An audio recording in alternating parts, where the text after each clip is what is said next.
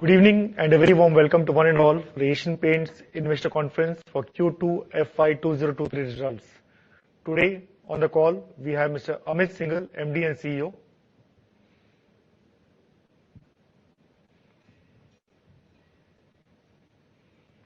Mr. R.J. Jeyamurugan, CFO and Company Secretary,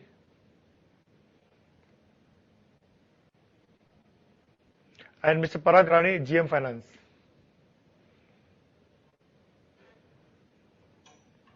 I am Arun Nair from Corporate Communications. We now request Mr. Amit Singhal to take you all through the presentation. Mr. Amit Singhal, over to you.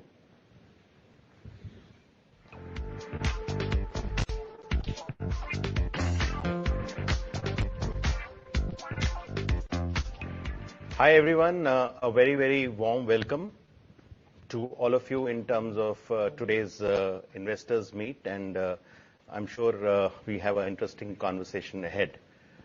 When we look at overall Asian Paints, this is something which all of you are familiar with, almost now 80 years of existence in terms of looking at beautifying, preserving, transforming all spaces and objects and bringing happiness and joy to the world. That's something which is the core value in terms of what we really stand for. Overall, when we look at the business in Q2, I think the overall business has been very strong from the point of view of the environment in terms of what was there for the whole quarter. We had an extended monsoon, as you are all aware, and rains have gone into October across the country in terms of what we are seeing, and which has kind of really taken some bit of toll with respect to the exteriors painting market and in terms of the overall projects and construction business which is going on around the country. But overall, despite that, we logged in a strong 10% double-digit volume growth which has come in this quarter, which translates to almost a value growth of about 20%, which has kind of come in here. If you look at the 3-year CAGRs here, and why 3 years? Because we have seen that 1920 was the normal year in terms of from a pre-COVID point of view. So today we had a normal Q2 in 1920, and that is why the comparison in the entire presentation we have taken a 3-year CAGR kind of a reference. So the volumes are very healthy at about 18% in terms of the CAGR, and the value is clearly about 20%. It shows the fact that the top line focus has been ensured in terms of the organization over a set of quarters, as you have kind of really heard from us. At the H1 level also, if you see, the growths are pretty satisfying in terms of the overall volume at being 22%, in terms of what we have been able to achieve overall. And if we look at the fact that the 3-year CAGR here is close to 19%, and comparable to the last year where the growths were also pretty high in terms of what we have kind of achieved. So the bases are relatively much higher as compared to the last year Q2 in terms of what you see, or the last year H1 which you kind of see overall. In terms of value, again, it's a 20.1% CAGR and almost a 37% value growth. So I think the H1 trends are pretty staggering in terms of what we have been able to achieve overall. And I must remind you that overall, if you see each quarter is different in terms of the overall contributions in the entire year, as well as from the point of view of how the product mix matters from quarter to quarter as we kind of go ahead in the year. When we look at the overall trend of the top line, it is very clear that the volume index, what is visible right to you on the screen, is a very strong double-digit number in terms of what you are seeing overall to that extent. And therefore, this is representative of the 3-year CAGR numbers. And quarter on quarter, you can see that the overall CAGRs in terms of the the double-digit growths have been very strong in terms of what we have seen over a period of time. And that is something which is very clearly the overall organization. We are committed that we are able to kind of grow at this kind of volumes quarter on quarter. Just a brief description as to what really happened. Overall, as I said, that there was an extended monsoon, and especially what we saw was a larger impact in terms of the west and southern geographies in terms of what we witnessed.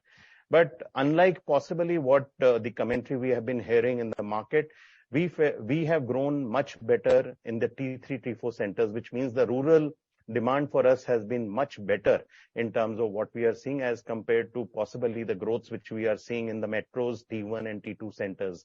Now, this also kind of really impacts the overall kind of a product mix in terms of what we are selling overall in this quarter. But I think the fact that T3, T4 centers have grown well is kind of auguring well in terms of even future. That today, I think the rural demand is not kind of really died out, but it is still very live and very good in terms of what we see as we kind of go forward. Overall, the products in product mix in Q2, as I said, that the product mix varies from quarter to quarter. In Q2, it was dominated more by the economic emulsions, the undercoats to some extent. However, the premium and luxury ranges, when we look at wood finishes, waterproofing, and select emulsions did well. We saw some down trading in terms of the luxury and the premium, and some of the economy products due to the steep prices undertaken in the last about 6 months on these products to that extent. So there is definitely a trend of down trading in terms of what is kind of relevant. But overall, what we see that the mix was a little bit affected, but at the same time, it was also having some set of premium and luxury products which were growing for us at a good pace overall.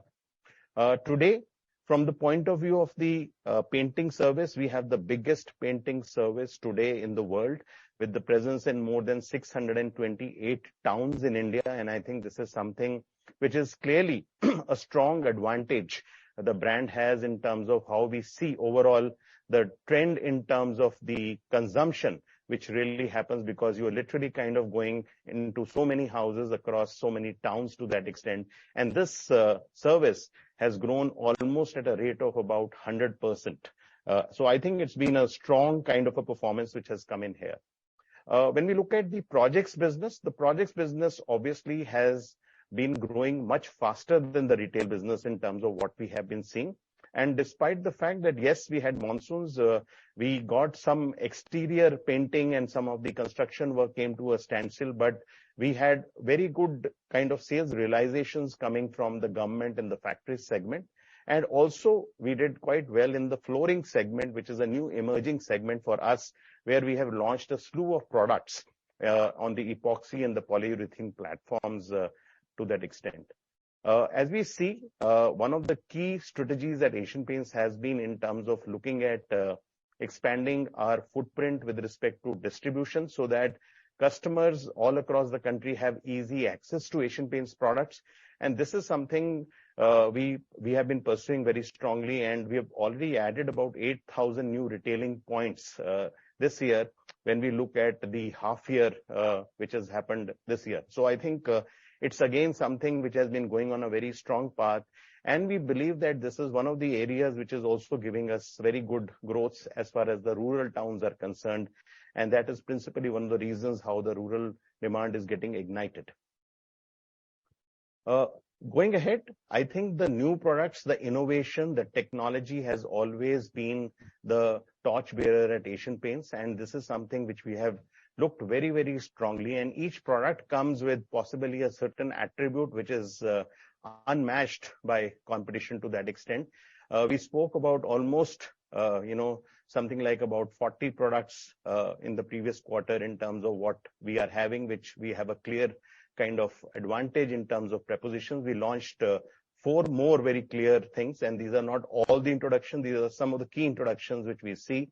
Glitz Ultra Matte, which comes with a technology where basically it's a unique self-healing kind of a product which is there. A tile coat which opens the whole area of waterproofing for tires in a very big manner.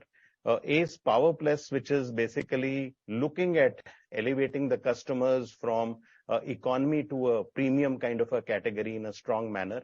And finally, an enamel which is really differentiated in terms of technology, but a strong source of upgradation from people to come to from an unorganized brand to an organized brand to that extent.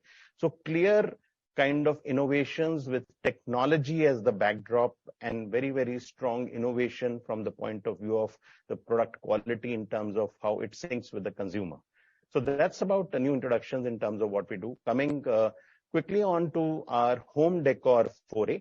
All of you are aware, we have been speaking about this for some time now. We are transitioning from really the share of surface to the share of space within the homes in a very, very strong way.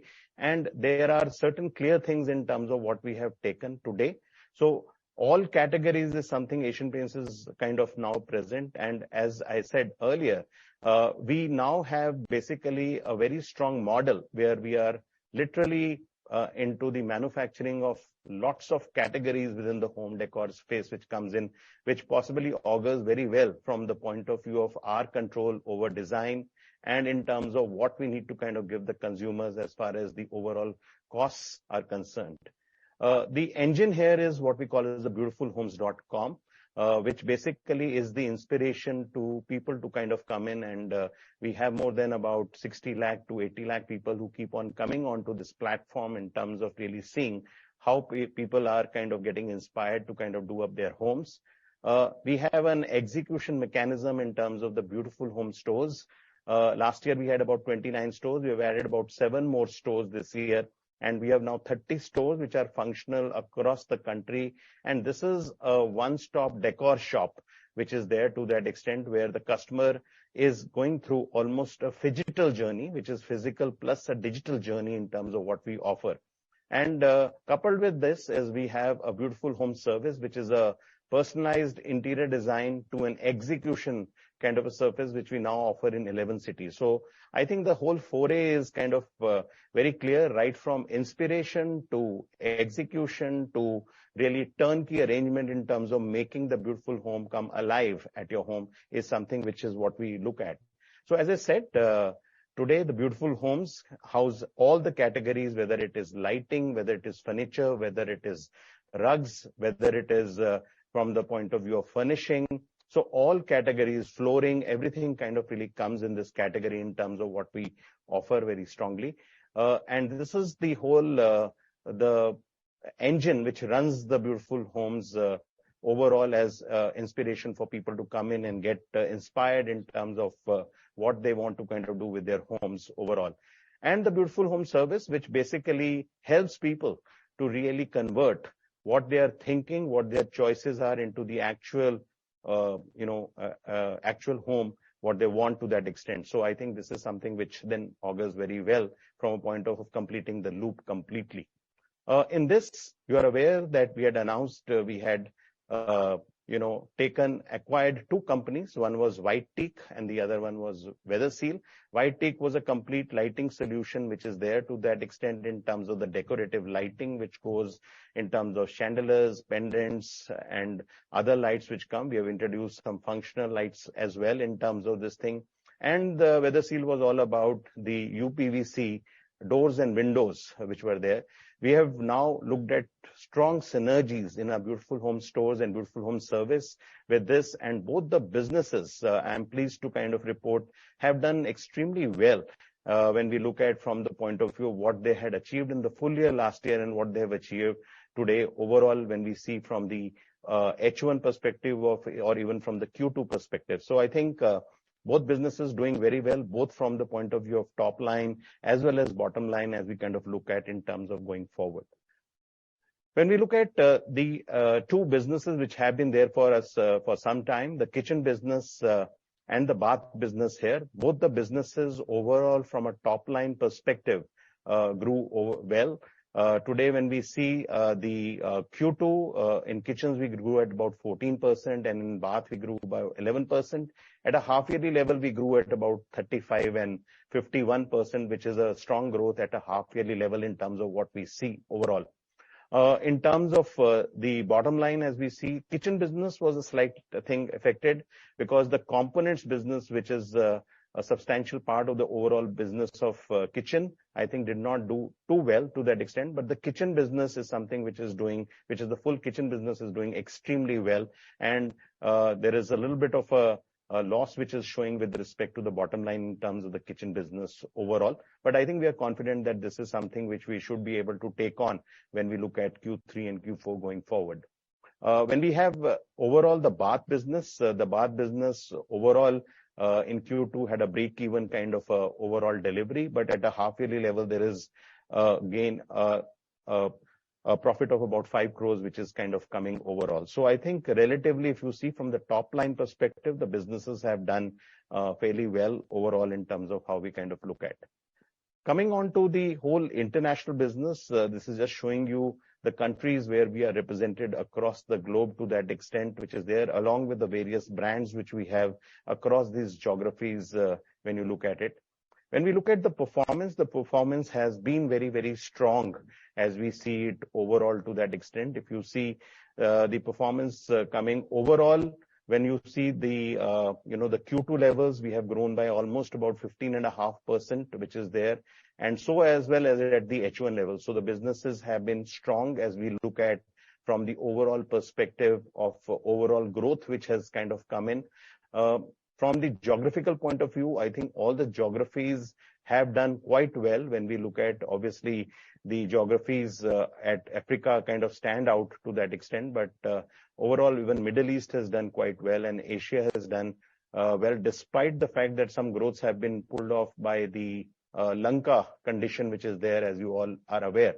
But overall, the geographies have done well. Even from a point of view of overall profitability, it's been a very strong performance where the PBT growths have been strong. We have got about 43.5 crores against a 16.7 crore loss last year to that extent. And even at the H1 level, the numbers are very, very strong in terms of a PBT of about 81.4 against a loss of 28 crores last year. So I think the international business has done very well, and some of the areas like even Indonesia and all has kind of performed fairly well in terms of both volume and value growth in Q2 in terms of what has come about.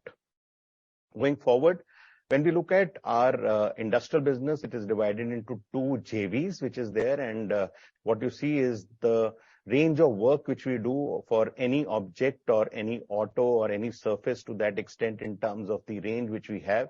This is divided into two JVs which we have, the PPG AP and the AP PPG, which are the two JVs with PPG of US. And in both the JVs, I think there has been a spectacular performance in the quarter in terms of what we see. As you're able to kind of see that PPG AP, if from a quarter perspective, when we see they have grown at about 25%, at a half-yearly level at about 40%. So I think strong revenues kind of coming in there. And similarly, if you look at APPVG, the growths there also have been fairly substantial with overall, when we look at from the point of view of Q2, we are growing at about 25%, and from an H1 perspective, we've grown at about 39%. So if you look at both businesses, comparatively doing fairly well in terms of this thing, and I must say that the APPVG business has been doing this kind of a performance consistently for the last about 8 quarters now to that extent. Even from the point of view of today, when we look at the PBTs overall, I think the growths are very good in terms of what we are looking at, and substantial increase in terms of gross margins and overall profitability, which is kind of coming in the two businesses, which you can see from the graphs, which is in front of you. So I think in all, again, a strong performance coming from the industrial business overall in terms of what we see. So I think just to kind of explain, and I'm sure there are going to be a lot of questions with respect to margins and what's really happening there to that extent. When you look at the trajectory, obviously, I think the margins have been doing a little bit of a sinusoidal kind of a thing, dependent on in terms of how we are seeing the inflations kind of going in the market. I must point out saying that necessarily the price increases have not kept in pace with all the inflations which have been happening on quarter to quarter. Even I think if you go back and look at the Q3 financial year 21, 45% margin is a little bit of a little bit of an over delivery which is there. Normally, I think the range which we have seen is about 40% in terms of the overall margins at an average level to that extent. And if you see, we are at about 35.6 in quarter 2. And please remember, there was inflation of about 6% in quarter 1. And the larger effects of that have been seen in quarter 2 because of the fact that we already carry a certain amount of inventory which is there, and the actual effect of any of these inflations actually come in a subsequent quarter to some extent, which is there.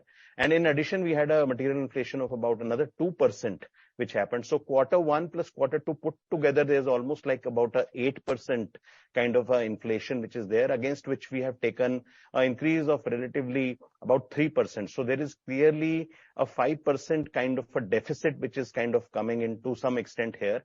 And even if previously you were to calculate from the overall inflation which has happened, there we have not really taken all the price increases really matching the inflation, and there has been a gap of about 3 to 4% there as well from the last year inflation kind of numbers which is there.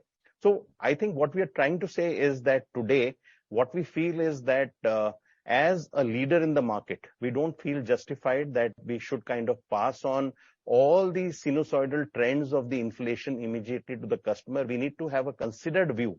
And therefore, I think the market also has to see it with a certain level of maturity in terms of how the margins are behaving, because today, traditionally, quarter 2 has been a quarter where basically you have seen a relatively inferior product mix as compared to the other quarters, as I said. And it all depends in terms of how the Diwali dates are, and some of the kind of sales kind of augur according to that, and therefore the quarter to quarter sequentially is not really comparable to that extent. And I'm talking of normal quarters as the basis here to that extent, and not the COVID basis here to that extent.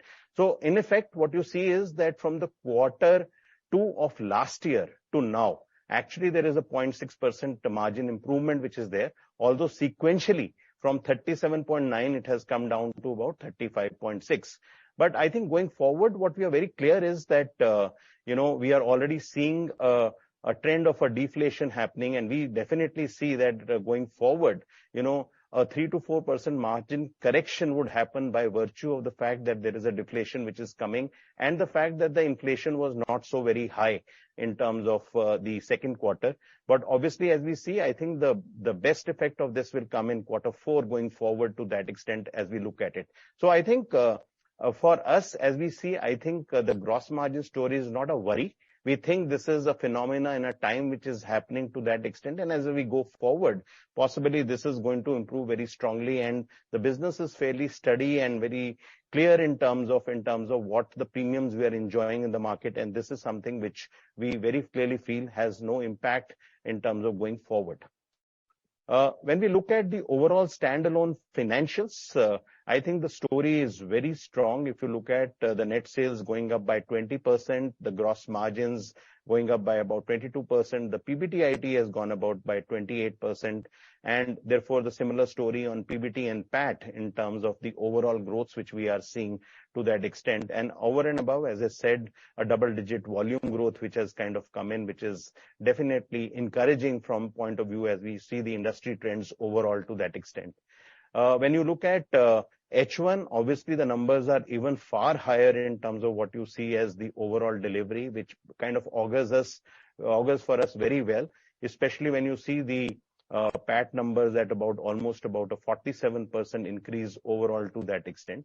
From a point of view of PBTIT margins, what we see quarter comparable possibly in terms of when we look at to last year quarter. So it has really improved from 14.4 to about 15.2, and similarly at the H1 level there is an improvement. Similarly, when you look at PBT, overall basically the growths are pretty strong in terms of what we are seeing, but obviously there is a one-off of other income which kind of comes into that calculation. But as a standalone, the 23% growth is pretty good in terms of what we are seeing. When we come to consolidated, again the story is very strong. In fact, the story from a bottom line perspective is even stronger because of a very strong performance on the bottom line from the international business, which has kind of come in. And if you see, the top line is 20% here, and PAT is at about 33% growth at the quarter level. And at a half-year level, obviously, the numbers are very, very strong, with the PAT growing at almost about 56%, which is really definitely one of the highest numbers in terms of the PAT growth, which we are seeing here to that extent. So as I see it, I think the overall and the sales has been pretty robust to that extent. And I think had the rains possibly stopped in September, it would have been definitely much, much higher to that extent. But I think overall, still delivering a volume growth has been strong. What we are seeing is even in Concall, the overall, gross margins have really improved over the last year by about 1.3%. And that has led to a higher PBDIT margins as well of to about 1.7%. So I think that's how the overall businesses, and we are pretty happy about the fact that it is still a very strong performance in terms of the way it has kind of come about. When we look at the dividend, we have declared a dividend of about 4.4 per share. And just to kind of remind you, last year the payout ratio was about 58.6%, and the dividend payout last year as an interim dividend one was 3.65. So I think the overall interim dividend also is going up to a good thing, which is a good signal to the shareholders. When we look at the immediate outlook, we think that today, while I think it has been raining in October as well, but I think there is, we are seeing some good demand, which is kind of coming, which is the festival demand. But actually what we do is that we don't rely too much in terms of just this demand, because the actual season ticks in after that to that extent. There is a strong wedding season, which is which is coming in. The project business looks very good because a lot of construction is picking up. The real estate is kind of really picking up overall to that extent, despite the fact that the interest rates have kind of gone up to that extent. Good monsoons, by and large, some deficits in some states overall, but I think which kind of augurs very well for the rural demand, which is already good for us, and we think that is something which will kind of pick up. Obviously, I think the party spoiler here could be the geopolitical situation in terms of it kind of taking a very different turn to that extent. And the other area is that obviously, I think the rupee depreciation and the dollar strengthening is kind of really impacting some of the areas to that extent, and we hope that that is something which should not be a party spoiler as we kind of go ahead. But nonetheless, we think that overall, from a demand point of view, I think it should be a good quarter ahead. So this was the business point, and now I wanted to kind of just share some other things which we are kind of very, very strong and very happy about. First of all, for the core business, now we are really strengthening the core business in a very strong manner. We are now looking at acquiring a nanotechnology player, basically Harind, which is a specialty chemicals company, and it has the next gen nanotechnology as its core. This is a technology which is something which is really kind of growing overall across the world. It has been there for some time, but the innovations are now happening from a next gen level in terms of the properties which you are able to kind of bring into that extent. And therefore, for us, I think it becomes a very, very strong opportunity that with this acquisition, our R&D will really kind of spiral up in terms of able to offer some next gen products which can come in the market, which can be very, very helpful for the consumers, and some real new innovation can come in. We are at the moment taking about a 51% stake in Harind at about 12.75 crores.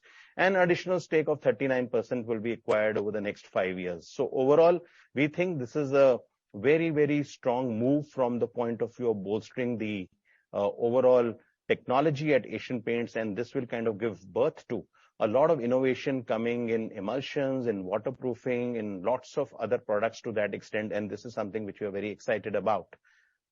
That's part one. Let's look at what else. We are also now looking at a very, very strong area of backward integration.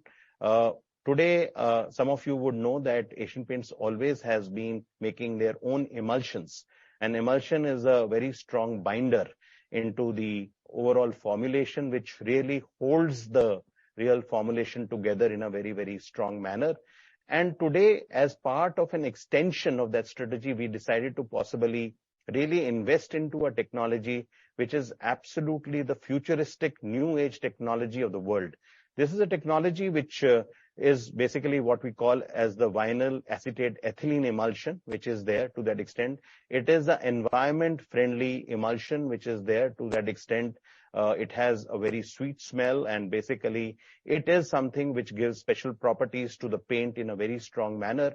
We are already using VAE in our products, but at the moment we have been importing this entire thing from the world players. There are very few players in the world who have both the VAM, which is the vinyl acetate monomer, which is a raw material which goes in terms of making the vinyl acetate ethylene emulsion. So I think we are putting a combined plant, which is the first. No one in India has this technology to that extent, and even worldwide there are only about 3 to 4 players who have this technology which is there, and we think that this would be really a game changer in the market in terms of what we look at it, in terms of what we are offering here.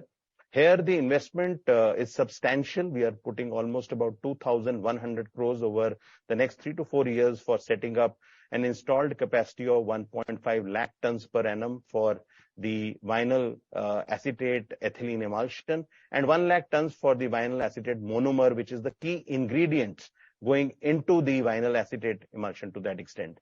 We have done a strategic collaboration here with Kellogg Brown and Root LLC, which is a multi-billion-dollar US-based firm with the right kind of technology licenses and so on and so forth, which is there, which is going to help us put up this plant, which is going to come up to that extent. We think this is really getting into a very big area which can give us a sustainable competitive advantage for future, and that is something which we are investing in, and this is a technology of future which will remain for the next 50 to 100 years as we kind of go forward. So that's the second area which possibly we are announcing now. The third area is that now we are looking at another area of backward integration where we are getting into the manufacturing of white cement. And this is a joint venture which we are doing in UAE, in Middle East to that extent. Now, white cement is a very, very key ingredient in the putty which we make. It is almost about 19 to 20% of the putty, which is where the white cement goes to that extent, and that is something becomes a very key this thing. The putty has been overall a strong initiative at Asian Paints, and we have been growing strongly in this over the years overall. And we want to be clearly putting a lot of energy in terms of looking at getting the best product to the market and really looking at incorporating what are the kind of properties which we can do in terms of really looking at modifying the white cement which kind of comes in. So what we are doing is we are putting up a JV with the 60% majority ownership by APL to put up almost about a 2.65 lakh ton metric ton per annum capacity of white cement and white cement clinker plant in Fujairah in UAE. And this is something which we are doing with Riddhi Siddhi Group, which has a good access to the limestone mines and so on and so forth, which is a very key input for the white cement per se. So I think overall, this gives us a very strong advantage into a growing business, which is there to that extent. And overall, what we also see is that today the entire distribution points of paint industry, which is into hardware, building material, and so on and so forth, they are also selling white cement as a very key ingredient for repairing, tile fixing, marble repair, and so on and so forth to that extent. And therefore, it gives us an opportunity to even seed white cement into our network, which is basically buying all the paints from us to that extent, and therefore kind of really plugs in one gap which we had never had overall to that extent. So I think this is a strong backward integration measure in terms of what we are saying as a key ingredient which goes into a putty. And I think this will kind of really augur very well in terms of really supporting our overall growth as we kind of go forward. The investment here is about 550 crores in terms of what we are doing, with including some of the clinker grinding units which we will set in India very close to our putty making units overall, so that we have synergy there in terms of the overall cost being minimized as we kind of go ahead in this entire venture. So I think this is another great kind of strategic investment in terms of what we are making, which can give us gains for years ahead as we kind of look at it. So I think this was the overall plan in terms of the three big businesses which you are putting, and you must be wondering in terms of what are we really planning overall. So I would divide our overall investments into two parts. One is the overall expansion of the manufacturing footprint. Today we operate at almost about a 75% kind of a capacity utilization overall to that extent. We are looking at increasing the entire manufacturing capacity by more than 30% to about 22.7 lakh KL per annum, which is for our own manufacturing capacity in terms of what is there other than the outside processing in terms of what we use.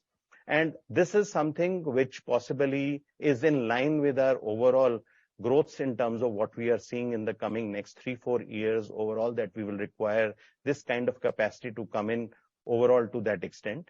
And basically, we also look at in terms of from the point of view of the backward integration that it will really help us. So if you look at only the capacity enhancement part, we are looking at almost about an investment of 3,400 crores, which possibly includes the investment of the capex in terms of this year and going forward in the next 3 years. The backward integration, two things which I spoke of, which is the VAM VAE and the white cement, which is there in terms of what we have spoken, is about another 2,550 crores. And the acquisitions which we have already made earlier in terms of White Teak, Weather Seal, and now Nanova overall. This is about 800 crores. So this is a total outlay of almost about 6,750 crores in terms of what we are committing for the next 3 years, which would be a big kind of really step in terms of Asian Paints, which is taking to really see that we are in line with our overall aggressive growths for the next 3 years, plus the entire thing of a sustainable cost advantage, which really comes in from the backward integration, at the same time furthering our overall core business and home decor business with some key acquisitions, which we are taking to that extent overall, to that extent. So I think that's the overall plan, and I think we are pretty excited in terms of taking this ahead as we look at it. Thank you so much for listening to it, and we are now open to questions. Good evening, everyone. Requesting all participants joined via Zoom video platform. Please use the raise hand feature to ask a question to the panelists. Kindly unmute when given a chance to ask a question. Please mention your name and the company name before asking your questions. Kindly limit your questions to only 2. Participants connecting via Zoom video platform can post their questions on the chat box too, and we will ask on your behalf. Participants join through toll-free numbers. Please press *1 to ask questions to the panelists. Please mention your name and the company name before asking your question.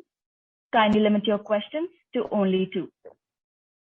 Our first caller is Mr. Abneesh Roy. He has joined us through teleconferencing. So you are now live and can proceed with your question.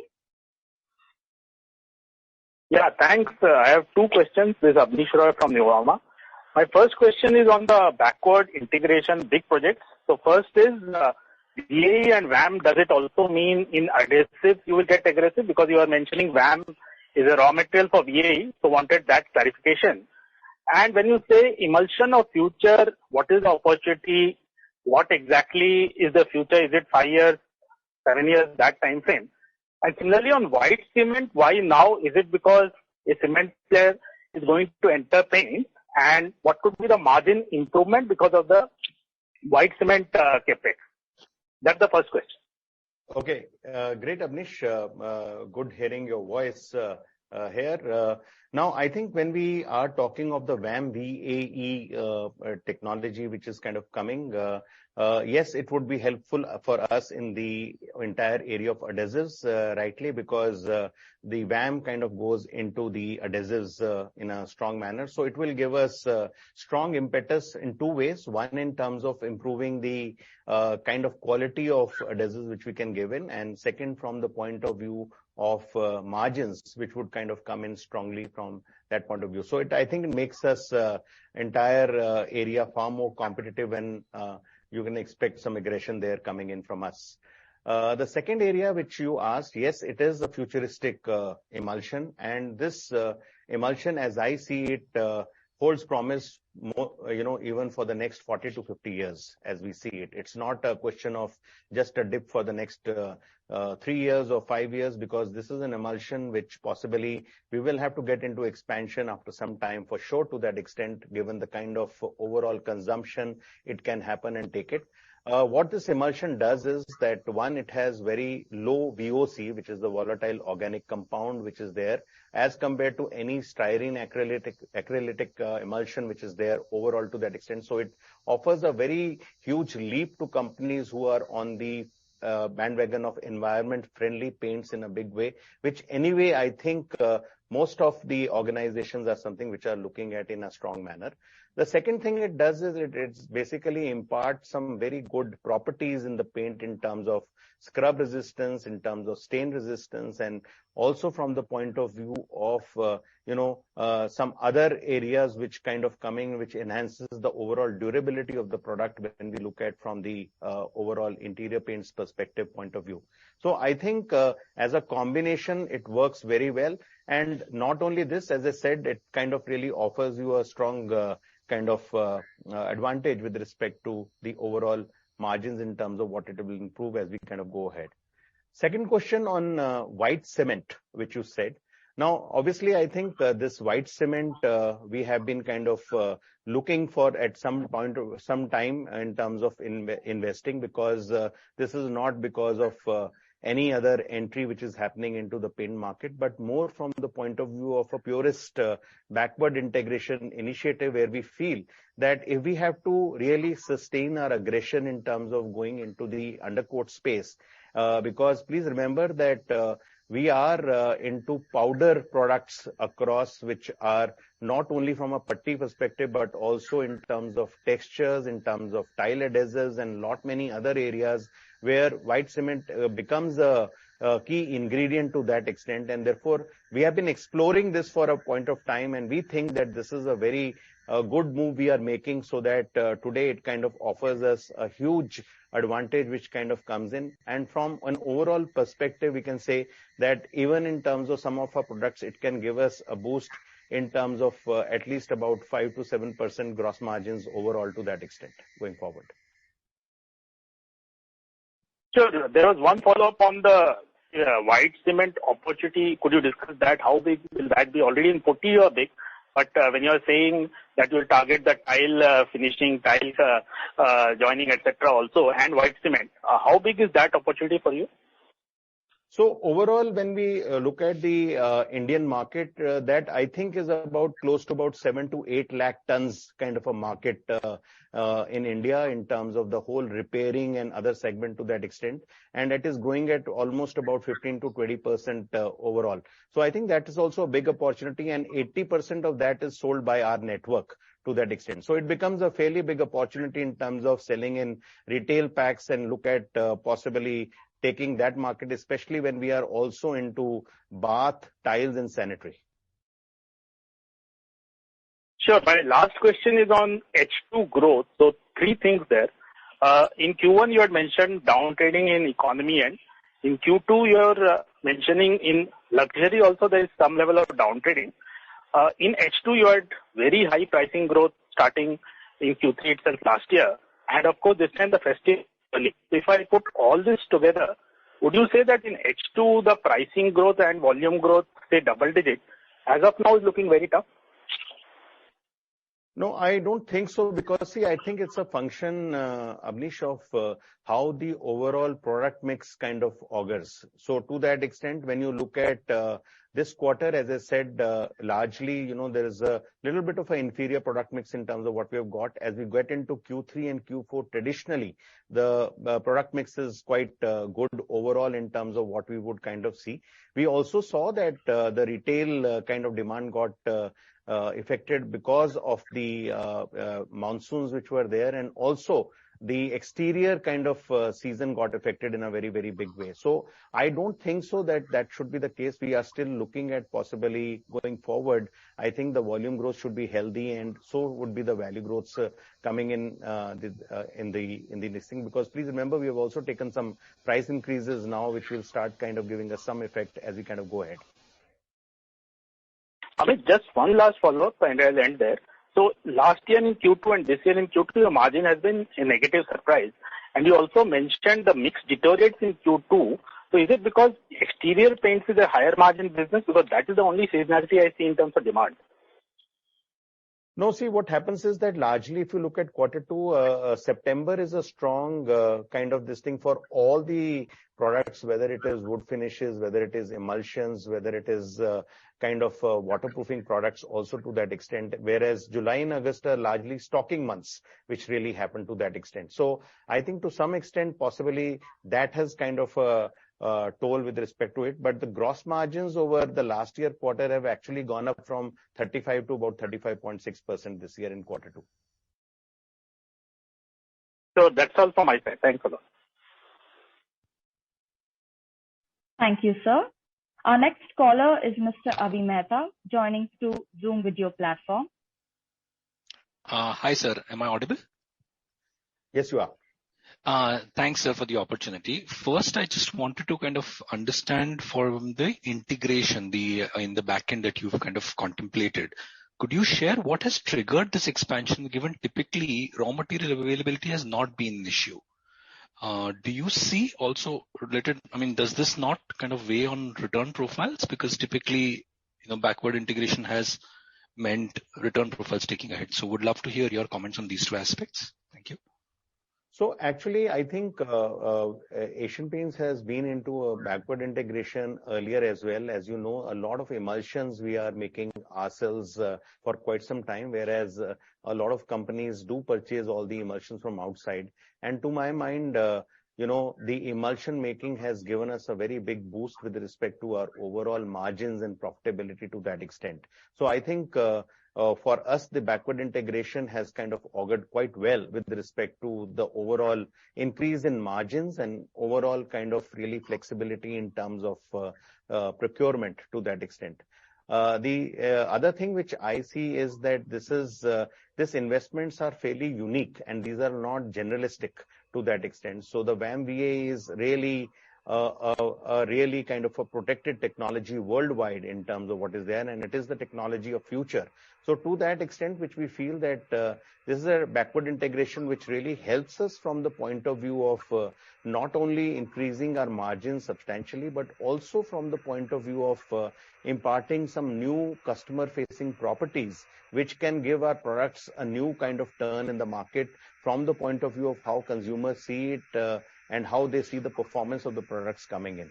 Similarly, the white cement one is pretty strategic because of the fact that today what we see is that if there is a raw material which is kind of contributing to a significant contribution in the formulation, and today we have a control in that thing, we can really vary various properties at the manufacturing stage, which helps us possibly giving qualities in the finished product. At the same time, I think the margin gains kind of really change because in some of these products, the powder products are fairly low-end products to that extent, and any kind of improvement in margins can be really very benefiting for you. So I think it is fairly strategic, and I think that cost and really the differentiation in the market are two very big kind of pillars in terms of what we are riding as far as the backward integration is concerned. Okay, sir. Okay, I hear you. So the second bit is just a clarification. Would it be fair understanding that our margins are going to move to around 39.5%, 40.5% by fourth quarter is what you indicated? What I wanted to understand, because you highlighted downgradation in the painting demand, does that not kind of be a risk? Do you see that as a risk, or are you fairly confident about still reaching that target in the third quarter, in the second half, third quarter? No, I don't see any risk because if you've seen that, we were at 35% last year in Q2, and then we kind of came to about 39% overall as far as Q1 is concerned. So I don't see anything. I think this is just a quarterly phenomena which has happened more from the point of view of the inflations which we are kind of seeing in the market and a little bit cyclical to that extent. We are very confident in terms of looking at saying that the band possibly going forward would still remain at 39-40% in terms of the overall gross margins as we kind of go ahead. So I think it is just a phenomena of the quarter in terms of what we are seeing, but going forward, I don't see any areas where possibly the margins would kind of stay at this level. Second, I think the down trading and so on and so forth is possibly just incidental, which happens because you must remember that today, some of the price increases which we have taken have an immediate impact, but over a period of time, they normalize to that extent because this is a consumption market and this is not a market where people have too many alternatives or they could defer their overall demand indefinitely to that extent. Even in COVID, we have seen that people, whenever normalcy has come in, they have kind of really gone and splurged in terms of doing up their homes to that extent. So I see no reason in terms of why possibly it will not jump back. Got it, sir. Thank you very much and wish you luck. Thanks a lot, sir. Thank you.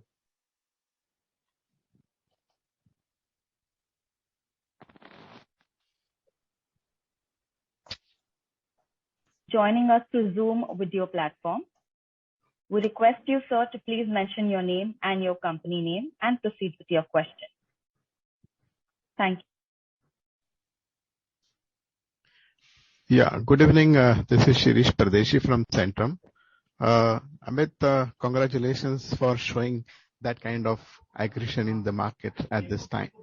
So two things. One is that on the Riddhi Siddhi joint venture, what are the timelines? And do you think, do you mean that you will bring the limestone to India and probably towards near the port? And the related question on that, what is the reserve and what are the rights Riddhi Siddhi has for the mines? Okay. So first of all, see the limestone reserves are in Fujairah, as I said, and Riddhi Siddhi actually has the rights for a very long time. I think over 50 years to 100 years, as we see it in terms of the overall limestone market which is there. So I think that is not a concern. We are putting up a clinker manufacturing unit right in Fujairah. So that is something which is what we are planning. This would kind of come up in the next about 24 months in terms of what we see in terms of this thing. We are taking an aggressive timeline in terms of putting that there. We would put some grinding units in India in terms of getting the product so that we could kind of save with respect to overall cost, which would kind of come into that extent and which could align with our patti locations overall to that extent. So I think the whole area is where we are able to conserve cost the maximum. At the same time, what we are able to do with the formulations so that we get advantage in a product. Okay, that's helpful. Second question on the capacity expansion, which you have mentioned. How soon, how quickly, which are the locations you have finalized? Or if not finalized, this is primarily going to be on decorative emulsions or the capacity expansion is going to be relative to something else also? Yeah, so the overall capacity expansion is with respect to our decorative because that is the key category which has been growing at a very, very strong pitch. I showed you with respect to the overall volume growths quarter on quarter to that extent, and largely with respect to our entire initiative on water-based products to that extent. We are looking at certain brownfield projects as well overall to that extent. So our entire Ankleshwar plant is something which we are revamping up and really kind of doing and putting some solvent-based additional capacities which are going to come in there to that extent. And as we kind of go ahead, we have the second phase of our certain investments coming in some of our plants going forward. So I think these are all coming from the point that we are sitting at a certain capacity utilization, and these will all come in the next, as I said, about 3 years in terms of what we want to kind of put, which takes our capacity to a certain level, as was pointed. My last question on the demand side, I think the raw material prices are falling down. So is that the growth which is tapered or the inventory by the trade has lowered? Obviously, the rains has little prolonged, but generally the sense which I'm getting that even trade is also expecting a very sharp drop in the prices. Is that the fear or is that you have already implemented or communicated to the trade? See, I am a firm believer that you can't really play with the prices as if you're playing on a stock exchange. Okay. So this is something which is really a strong imperative that as a leader, you need to have responsibility that you can't be erratic in your behavior in terms of just increasing and decreasing the prices at your whims and fancy in terms of the way it kind of comes in. I think we have a larger onus towards the consumers in terms of seeing how demand augurs to that extent. I don't think so we are getting immediately in terms of looking at any decrease in prices, despite the fact that there would be a raw material decrease which would kind of happen. We would love to kind of really let things stabilize over a period of time and then take a concerted call in terms of what is there, because we are all in favor in terms of seeing that to us the consumer demand is sacrosanct, and we would like to continue to kind of really see that we are growing handsomely in the market and overall gaining share. Okay. Thank you, Amit. I could see the bandage on your hand, so please take care. Thank you. Thank you, sir. Our next caller is Mr. Percy, joining us through Zoom video platform. So request you to unmute yourself and proceed with your question.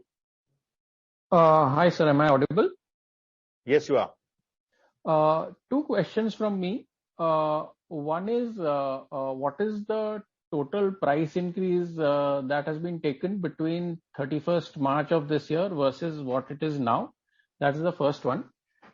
Second one is, your difference between the derived pricing, that is the volume you give versus the sales, and the announced price increases, if we add up on a YOY basis, that difference is quite high this quarter, maybe about 13-14 percentage points. The derived is 10%, which is 20 minus 10, and the announced price increases are close to about 24%. So where do you see this stabilizing? See, we have always had some amount of difference between the derived and announced price increases. This quarter it is definitely on the higher side. But would you say that into the future, say into FY24 or something, we would still have something close to a 10% difference in the derived pricing? Derived versus the announced pricing. Yeah, those are my two questions. No, I don't think so. It is that simplistic the way you are kind of putting up. But first of all, I must tell you that between 31st March and now, we have taken about approximately a 3% price hike over a total inflation of about close to about 8% in terms of what has happened in Q1 and Q2 to that extent. So that's in terms of the price increase numbers in terms of what you were asking. The other is from the point of view of this derived number in terms of the volume and the derived value growth in terms of what you are kind of speaking of. See, this is a larger function of too many factors which kind of come into play. One is the whole area of the product mix in terms of how the product mix is auguring out and which products are doing, because the margins on various product categories are very, very different in terms of what it kind of really looks at. And the price increases we have taken are also not uniform across the products. The price increases vary from product category to category. In some categories, the price increases have been far higher. In some categories, the price increases have been strategically kept low overall to that extent, so that we don't kind of really upset the elasticity of pricing at the consumer level to that extent. So I think going forward, some of this difference will kind of continue. It is very difficult to really kind of put a number saying, will it be stabilized at 10%, will it stabilize at 8% or 12%? But I think some variability will look, I think it is best to kind of really look at this thing stabilizing and seeing that in terms of where do we settle in terms of this kind of a derived growth in terms of what you're talking of. So reason I ask is, even if we assume that volume growth going into FY24 will remain robust, say at around 15%, but FY24 we will have very little price increases, assuming that the materials stay at the current level.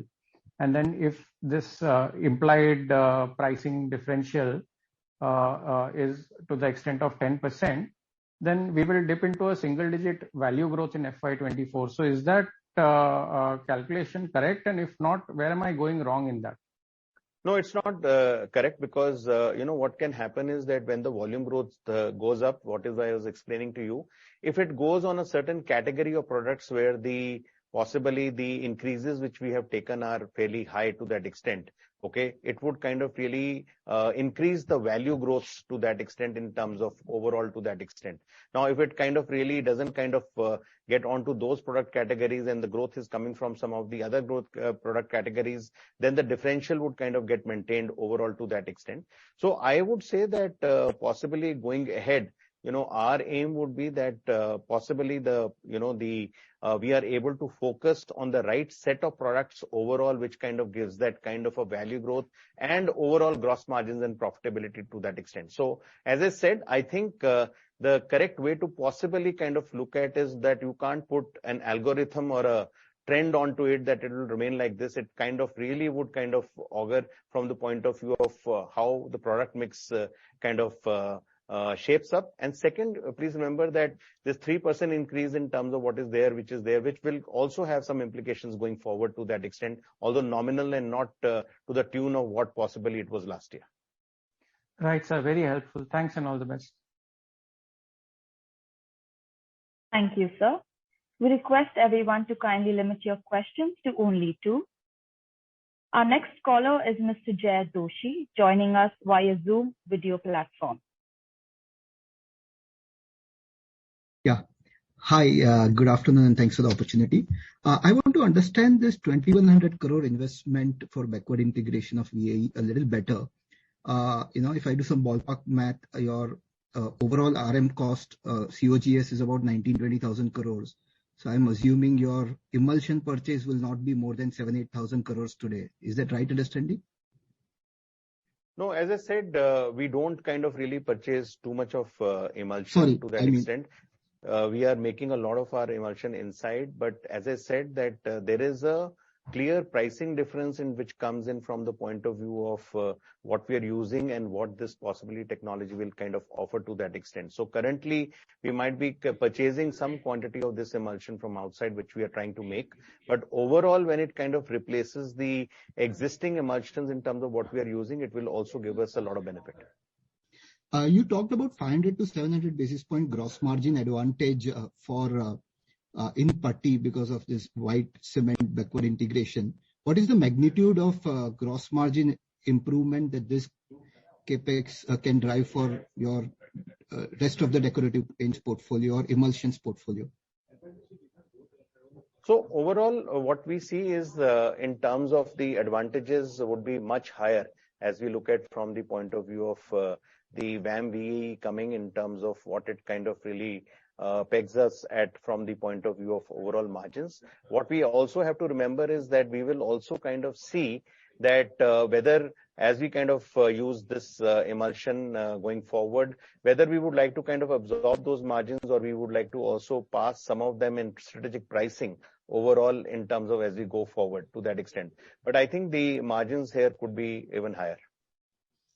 Final one, how does this 1.5 lakh capacity compare versus decorative paints? So you're targeting 22.7 lakh tons of decorative paints capacity. So will this be... Sorry, we lost you in between. How does this 1.5 lakh ton capacity of backward integration compare versus your overall decorative paints capacity of 22.5 lakh, 7 lakh tons that you're targeting?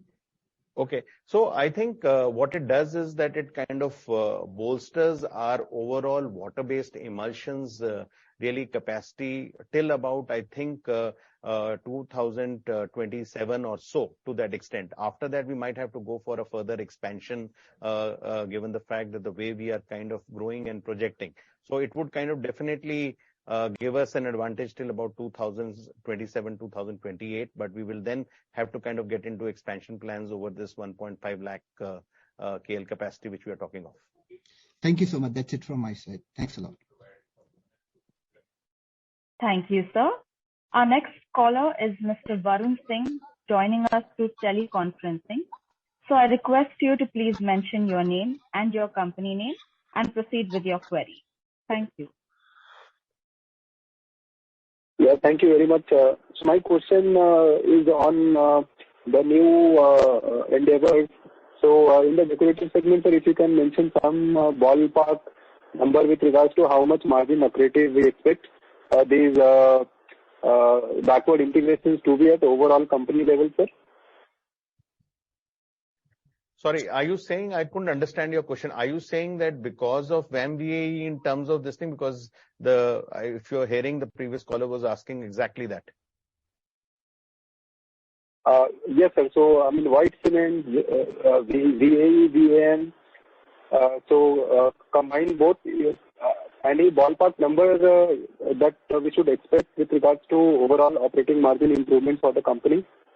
No, as I said that overall, basically, I think individually both will affect the gross margins in terms of the product categories differently, and therefore we will have to see from the point of their overall contributions in terms of the business as we kind of grow forward what they're doing. But overall, as I said, in both the categories, I think the gross margin improvement easily to about 4 to 5% will happen.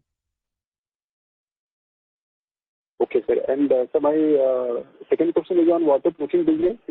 So where do we stand as of now? If you can give some objective understanding about the overall business. So waterproofing you're asking? Yeah. Okay. So what we think, waterproofing, we have been in the business of waterproofing for the last about 8 years now. Overall, the business has been growing substantially overall and is now a significant contributor in terms of our overall business going forward, both at retail level as well as from the point of view of projects. We have been doing extremely well. We think that as we look at from the retail market, we are easily one of the leading players in the market in terms of what we are, and our brand SmartCare has done extremely well. We have a slew of really differentiated products which we have offered in the market, which are performing very well overall in the market. Even from a projects point of view, we have kind of got into the whole backward integration of looking at making bituminous emulsions and bituminous membranes and HDP membranes which are there, and specialized range with respect to the repair and construction chemicals. So today, I think our range is more than 200 odd products which we have, which come in the whole area of waterproofing. And we think that today our positioning of being an expert solution provider is very, very strong. And this is a business we think will continue to kind of do well for us. Okay, sir. Thank you very much, and all the best. Thank you, sir. Thank you all for joining. I now request Mr. Amit Singhal to give the closing remarks. Okay, I think it was extremely good in terms of taking at least some of the questions from you, and I think hopefully we have been able to answer some of your queries which have come in to that extent. We look forward in terms of your interest with the brand kind of going up again and again, and I can promise you that today I think the whole area of excellence in terms of taking the brand ahead is something which we kind of really pursue very, very strongly. Wishing you a very happy Diwali and a strong festival ahead. Thank you so much.